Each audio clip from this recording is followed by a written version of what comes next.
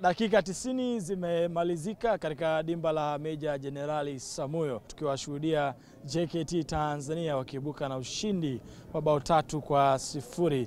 Baada ya mchezo huo kuhitimika, tumepata wasaa kuzungumza na wachezaji, wameeleza namna walivyopokea matokeo hayo. Cha kwanza tumshukuru Mungu, tunamshukuru Mungu kwa hiki ambacho ametupatia.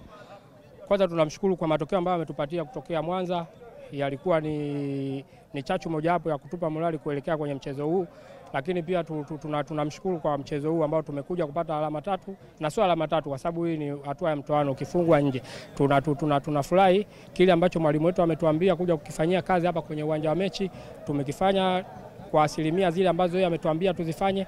Tumeweza kuscore magoli 3 ndani ya kipindi cha kwanza, nadhani ndo magoli ambayo yameiua mechi.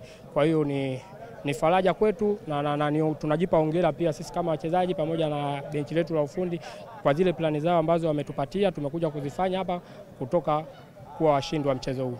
Matokeo tumeyapokea namna moja, tumepokea vizuri, namna nyingine tumepokea vibaya kwa sababu ni mchezo, kwa hiyo lazima tukubali kwamba kuna kushinda, kudraw na kufungwa. Kwa hiyo tumeyapokea kimichezo na imekuwa funzo kwetu katika michezo inayokuja mbeleni, maana tutaenda kukichukua kilichojifunza ili kufanya vizuri katika michezo ya championship. Ni JKT Tanzania hao wakifuzu hatua ya raundi ya 16 bora katika michuano ya kombe la shirikisho la CRDB Bank. Nikiripoti kutoka hapa katika dimba la Meja Jenerali Samuyo, mimi ni Omar Suleiman wa Azam Sports.